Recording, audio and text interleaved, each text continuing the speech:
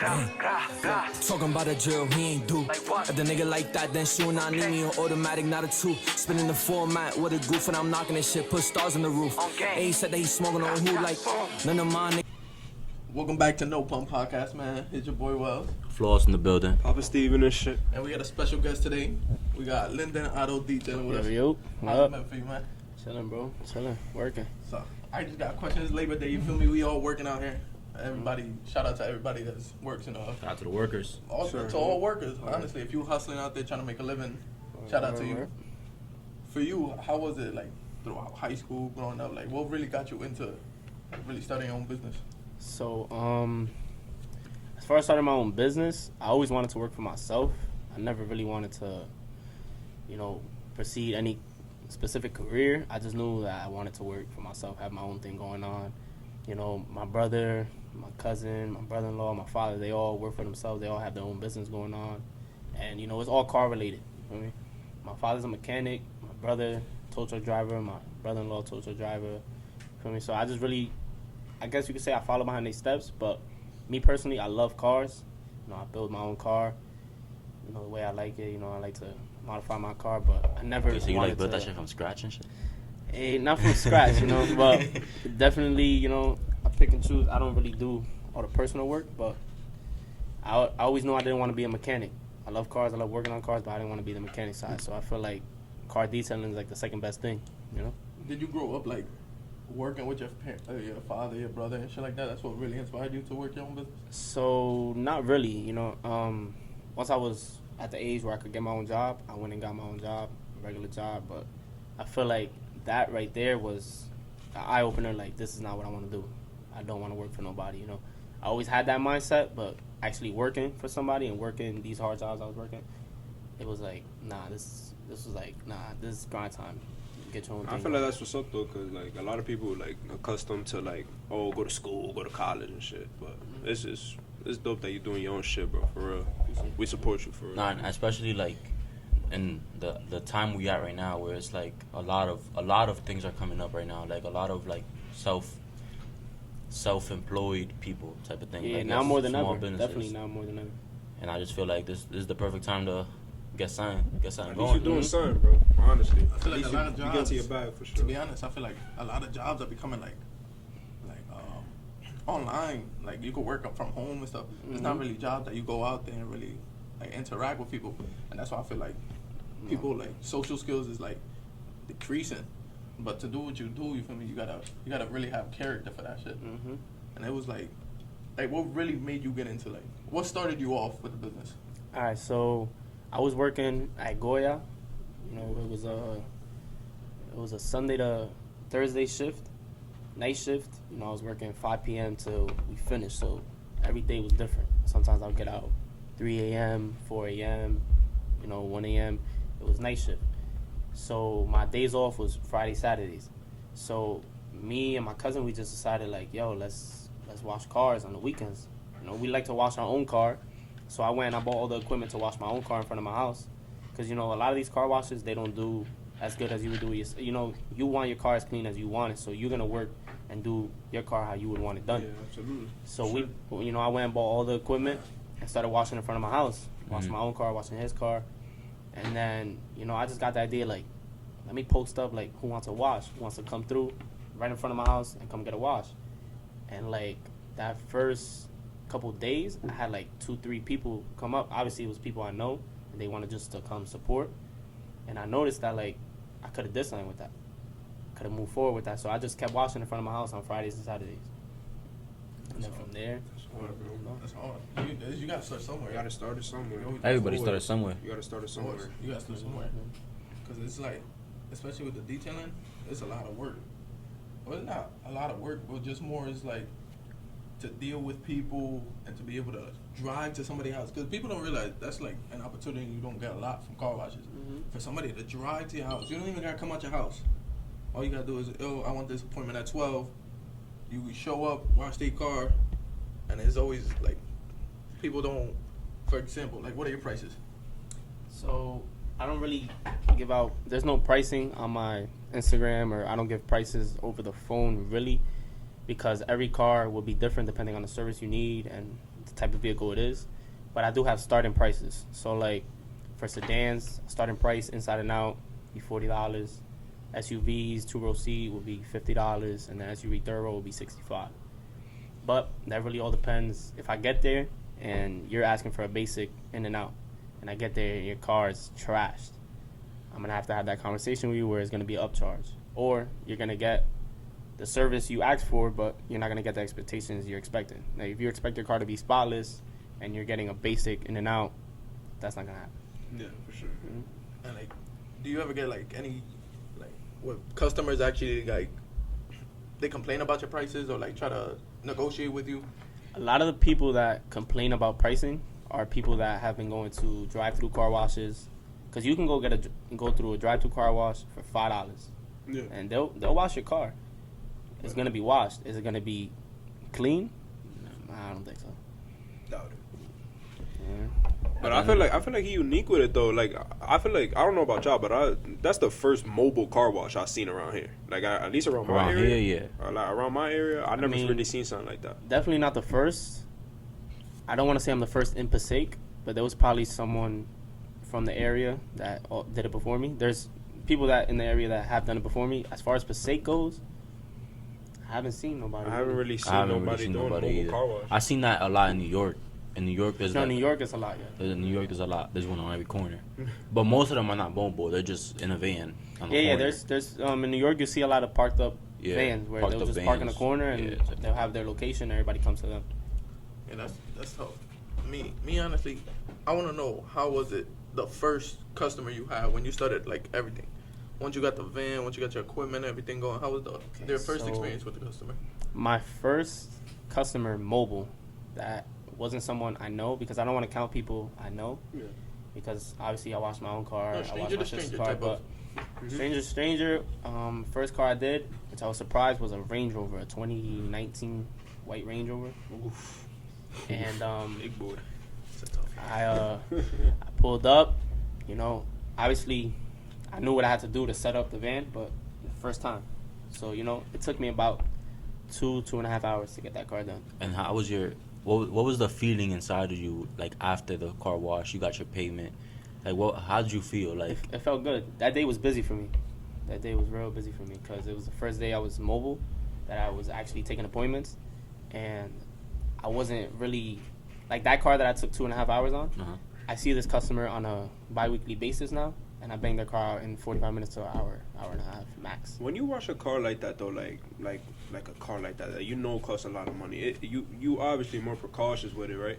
Every Like, car, you gotta be every more. car gets the same treatment, Yeah. obviously. I'm not gonna treat someone's Honda Civic worse because it's a Honda Civic compared to a Range Oh, yeah, Rover. but- But there's more precaution to take on the inside and on the outside, obviously, because everything is more technology in a More newer fragile. Range Rover than to a Civic. There's certain products you can't use on leathers for newer cars and older cars. So that's the type of precautions I take. Yeah. You as a up and coming business, every time you wash your car, say you just finished a client, every time you wash your car and you get into your van, you're finished with it. Do you ever think in your head like, oh damn, I could have done this for a better wash? Or do you ever have those thoughts like that?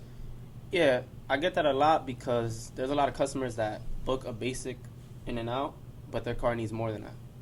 And me, I try to, limit myself because I'll see something that takes a full detail to take out, but it'll probably take me 5 to 10 more minutes just to do that little thing. And they're not paying for it, but I'll still do it because, like, I know that little stain that I got out is going to make the customer that much more happy, even though they didn't pay for that. Especially first-timers. A lot of first-time customers from me will get more than what a regular basic customer will get from me because I'm trying to build that clientele. I'm trying to get, because if you wash somebody's car, whether they order a full detail or a basic wash, if it's the first time, they want the best out of their vehicle so that way they can keep coming to you. So you're going to try your best on that car, whether they paid such and such or the full amount. and everything in life is about first impressions. You set a good first impression, and And then plus, once you get that first one, they're gonna recommend you.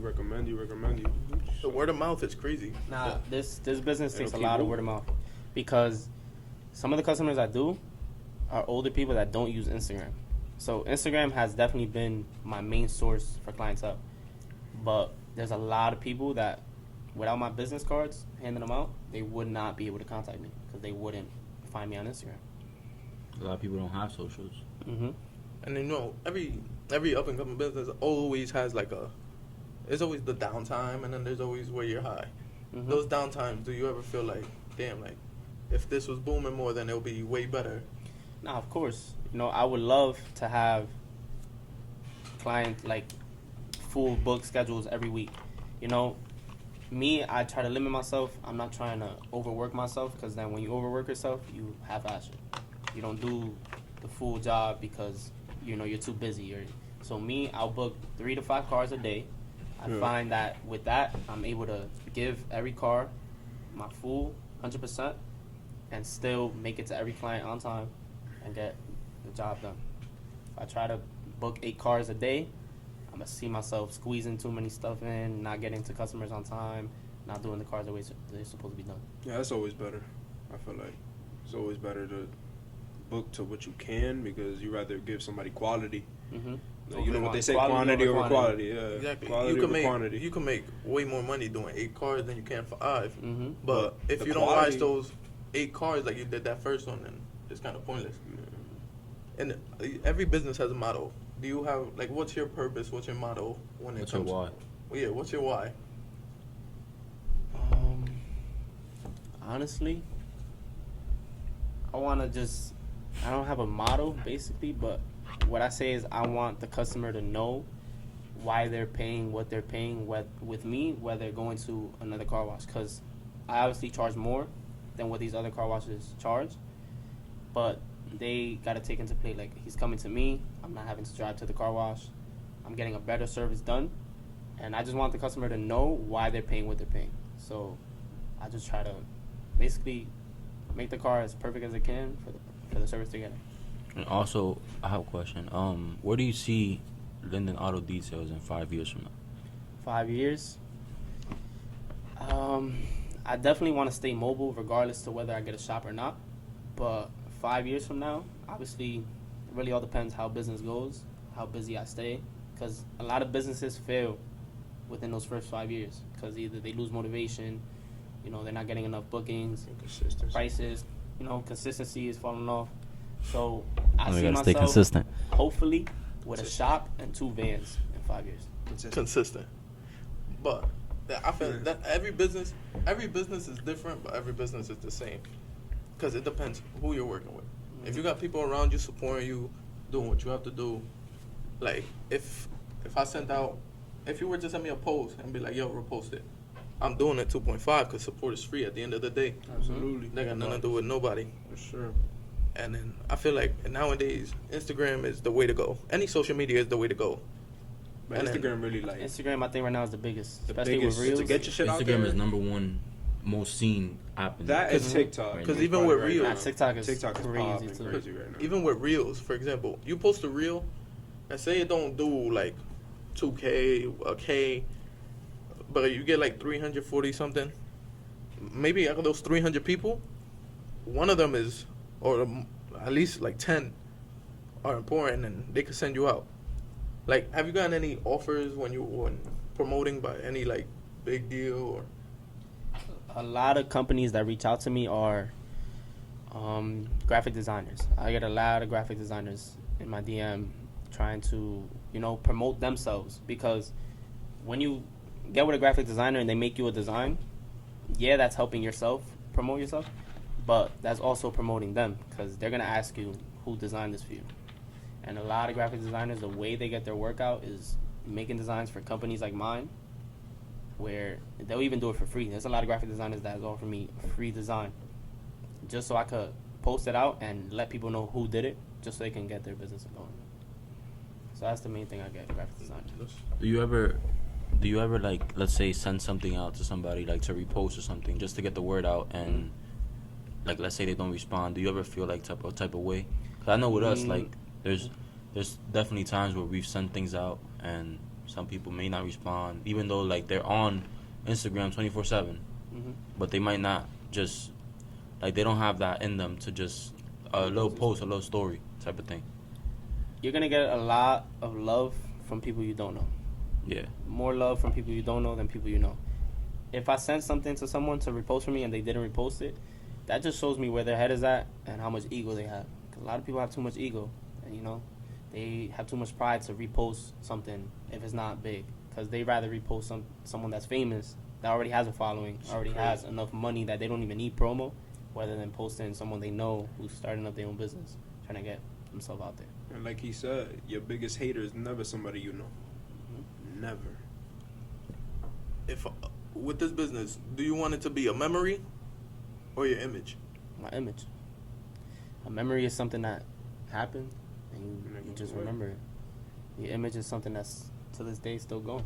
So when you do you think the image that you have on yourself, other people see that with this business, whether it's the business or your personal life? Definitely. Me personally, I try to stay out of any trouble with anybody, because honestly, I believe in bad karma. You got to treat everybody good, whether they treat you bad or not, because in a business, at the end of the day, it's people that's giving you money. Without anybody supporting you, you make no money. So if you have problems with such and such, anybody that they're cool with is not going to come support your business. So it's like having beef with 10 people will never help you start a business. It'll help you get your name out there because you're more talked about, but that's being talked about doesn't bring you any money. This is, and it's facts what he said. If you don't like somebody, or you're beefing with somebody, that's wanting somebody can know 15 people, and that's 15 people you missing out on, because now they're not coming to your business because now they telling them, oh, this person is bad, this and that. Word of mouth and also rumors is crazy. But that's the thing. If you stand tall on who you are and you know you don't do those things, you can't let that get to you. And business, when it comes to talking with customers, what respect do you try to give the customer? What do you try to, when the customer is not sure, what do you give them to give them reassurance? I'm definitely understanding, because before I started this business, I used to wash my cars at car washes myself, and I know why these certain customers don't understand why prices are what they are, or how this business even works. Like, a lot of people are gonna be like, especially like when you get a haircut, you probably all been going to the same barber for a long time, right? Yeah. You won't switch barbers because that's what works for you. You have no problems with that barber. Why would you switch? A lot of people get their car washed at the same place for years. Why would they go and get their car washed by somebody else, especially if it's at a higher price? And be like, I'm happy with this place. Why would I go over here? At that you point, got to try to be understanding and understand why they questioning your prices. At that point, you got to just make people change their mind and show them why you're different. Show them why you're doing the things that you do, why you're charging the price that you charge. And stuff Work like speaks that. for itself too. Yep. But Your work is your art. Your work is what speaks for you. Your work is your art. But give me 1 second. It's time to pay the bills, boys. Local businesses. Today we are sponsored by nation's leading on-site mobile eye care, Optical Academy. For any good quality eye care and eyewear, go to Optical Academy, located in 1430 Main Ave, Clifton, New Jersey. I'll get you the number next time, because I don't know it. L worker. L worker. L worker. But you see, things like that. We started up this podcast, right? We started up this podcast, and it was just something impulsively. And then I just kept talking to people. We've been out here promoting when we go to the gym, or even if we go out to eat. We try to promote our podcast as much as we can. And then, like we said, that one supporter is everything. For example, that one supporter that really believed in us and motivates us is my boss. Her name is Abby Ayu, for anybody wondering. Great lady. She's the owner of Optical Academy. But she gave us the opportunity to really keep going. She sponsored us a shirt that is coming soon. Well, you'll see it maybe by next week. But she keeps us going. She's that one person that even when you're down, she'll give you that motivational speech. Because at the end of the day, she owns a business. She knows what it's like to have to go through your downtime, have to go through anything. So at the end of the day, it's like when you're hearing it from somebody that's up there and been taking hate from people who don't support, it's like, all right, if she did it, then we could do it too. All you gotta do is change the way you think. Because if you think, oh, damn, this one person is probably telling all of us that our podcast is bad, and we just let that get to us, then it's the same thing with the car wash. Maybe that one person didn't like the way that you washed their car, but you felt like you gave your full effort. And that one person tells another person. If you let that get to you, then detailing is going to go nowhere. But at the end of the day, if you know you're giving it your best every day, when you wake up, you know you're trying to give the best for your business so it could get better and you could grow. Because not only do you grow in your business, you grow with people. Because your network is your network is your net worth when it comes to people. The people you know could lead you to bigger opportunities. So when it comes to your mobile business, you're going to have, like, for example, your van might not turn on one day, and that's a downtime. Now you got to reschedule. Has happened. If you're, that's what I'm saying. If your clients are, like, fully supportive of you and they know, like, it happens, they're going to stick with you. All you got to do is reschedule it. And then even if you have to work a day that you don't want to work, you got to do it. As long as you know those people are still by your side at the end of the day, that's how that works. Now, piggybacking off that, though, like, you know how we grew up. We all from the same town, Passaic, and we see how, like, all the violence over there and shit like that. Like, how you feel like, you know, people in Passaic, like, other than the people you really know, like, out of the people, like, we knew in high school, like, you know they're not really going to support you like that. Like, obviously, because some people just haters. Like, how do you deal with that? Like, some people just have if people just you know, just don't want to see you win, especially in our town where it happens often. I haven't gotten any personal hate. You know, I'm pretty sure it's out there. Nah, yeah, obviously. I'm 100% sure it's out there. You know, there's always going to be this. somebody talking shit. But as far as if it hasn't gotten to me personally, then they're just hating from a distance, and I could really care less. Now, I haven't had anyone, because with businesses, you know, that first impression is everything. If the first time someone hears about your business is a negative thing, that's already a customer you lost out on. You know, it's the percentage of them ever booking with you is way lower. So that's why the work I put out, I want someone when I wash their car and they go and drive to a group of people, they look at that car and be like, yo, who washed it?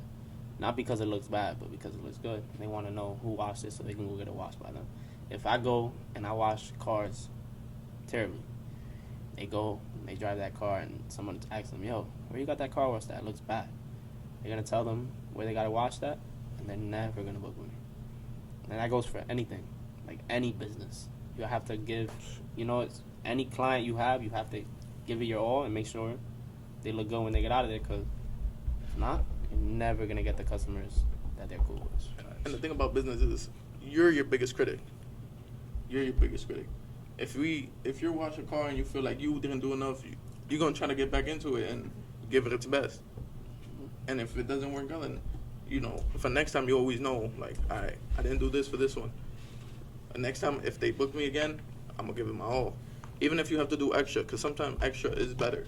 Especially when upcoming business. If they see that you always make your expectations high for yourself, not even only for the car, for what you're gonna be receiving, because you could be watching a 1991 Honda, but that 1991 Honda still doesn't make a difference from 2020. Is like the way you're saying. He's not gonna treat a Honda Civic at the end of worse the day, than a Range Rover. Money's money. Regardless of what the car I wash, they're gonna pay the same price. I'm gonna charge someone with a Lamborghini the same price I'm gonna charge someone with a Honda Civic for the service they're asking for. So one thing, how would you charge? As for example, you don't have to give an estimate. How would you charge if equipment, like if your equipment, your water gallon, your water intake, whatever, went up in price? Would your prices still go up? Of course, inflation affects everybody. So if prices on everything goes up, that's just how it is. I know a lot of like me. Since I used to wash my car at car washes, I know how much they charge. I base my prices off of that. When I first started my business, I really just wanted to gain clientele. Like, I really wanted people to see my work, so I would charge what someone else would pay to go to a regular car wash that they're driving to. So a lot of car washes charge between $25 to $30. I was charging those prices coming to you. Whether you were 20 minutes, 30 minutes from Passaic, I was still charging you the same price just because I wanted you to see how I work, get my name out there, and then I raised my prices from there. Right there. On average, though, like estimate, how much you think you spend on equipment? Like for your business to run, how much on average? So equipment-wise, equipment is a one-time buy until it goes bad. So products, for me, what I spend money on monthly is products. Equipment, like my water tank, my generator, my pump, all of that was a one-time buy. If it goes bad, which my pump has gone bad, I've had to replace it, and that's a different story. But on products, I want to say $200 a month on products. And what about like the water and stuff? Water, I fill up at my house, but I pay the water bill. So that's another, water bill is every 3 months, like another $200, $170, $200. Really all depends how much water I use that within those 3 months. So for someone that wants to start up a detailing business, what would you say to them? And just give an estimate of how much you think it would cost them just to start up. So I tell a lot of people this that ask me because I've helped a lot of people. There's 2 to 3 people right now doing mobile detailing that I have given them everything they need to know. There has been 2 people that started up their business from scratch with the info I've given them, and I charge them $0. There's someone right now in North Carolina that saw what I was doing. He knows someone from out here from Passaic. He got in contact with me, and I told him exactly what to buy. He started his business off of all the info I've given him, and right now he's working. He's out there. He's working. And are you scared they're gonna do better than you? No. Not that I'm scared that someone will do better than me, because at the end of the day, there's a million cars. You look at a highway, see how many cars pass through there? All those cars have gotten washed at least once. Especially on that crossroads. So I don't look at it as fear of someone someone GSW. being better than me. That's the killer cross. Honestly, I'd give everybody all the info I have, and with no fear of them being better than me, because at the end of the day, I'm not the best. You want everybody to There's eat. always someone better. There's always, at the end of the day, you're as good as you think you are and how good you want to be. So me giving someone info and them starting their business doesn't really affect me, Even if they were to go and one of my clients were to switch over, good for them. He's not for anybody out there listening. He's not saying it in a conceited or cocky way. He's just saying it as, if you need help starting something, and you obviously to ask, bro. Don't be afraid to ask. He's saying it in a way as, if you do better than him, that's good. That's a good thing. That's a good thing, because at the end of the day, every business is different. Everybody's customer's experience is different. Mm-hmm. So he's not saying it to bash anybody, to say he's better than everybody. He's saying it to nowhere support. near as good as he does detailing. And also, he just wants everybody, honestly, to eat. If you want to do what he does and one day go bigger than him, he as long as you're eating, he's eating. Yeah, it's all good. Nah, fuck all that. He better than everybody. Right now. Nah, definitely not. But yeah, there's 2 people right now that I speak to them on a weekly basis, and they're out there moving off And the information I give You, them. for someone that already started your business, do you still look for advice? Yes, there's always room for improvement, no matter what, no matter who you are. You could literally have your business big enough where you don't have to work anymore. There's still room for improvement, always.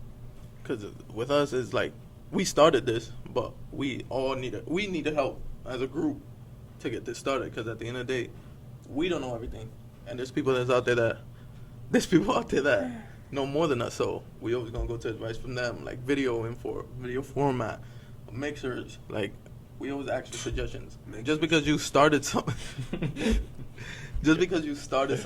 doesn't mean you're the best at it, or just because you're learning doesn't mean you can't learn from others. Because at the end of the day, yes, it's a competition, but it should always be a friendly competition.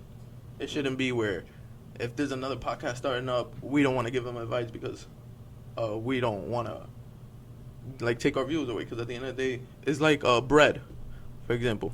Mm-hmm. You go to a supermarket, how many brands of bread is there? 70. But Maybe more.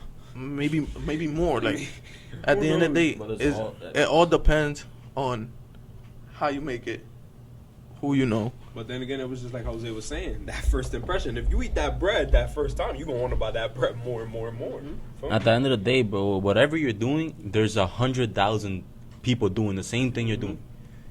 So it just You gotta it's make up to people- you. It's up to you to make people come to you instead of the other You gotta convince them 999,000. to come to you. A lot of persuade. You gotta persuade. But all right, we've come to the end of the day. Now we're out here supporting local businesses. Shout out to Braids by Amelia, Luxury Nails, Licks Acrylics, Mato's Home Detailing, Linden Auto Details. Linden Auto Detail. If you want, you could give yourself a little shout out. Let people know what you do. And shout out Linden Auto Details, it's my personal company. Do mobile car washing and detailing. All services. You can go and click on my Instagram. You can see all the services, all the work I've done. Everything, all the Instagrams will be right Everything there. will be right here. Yeah, we got the best editor in the game. Or you can contact me directly at 973-545-1470. So. Well, boys, Oh, boys, that time of day. you know what they say. Always remember, we've been consistent. No te meta con nadie para que no te lo meta. Keep your head on a swivel.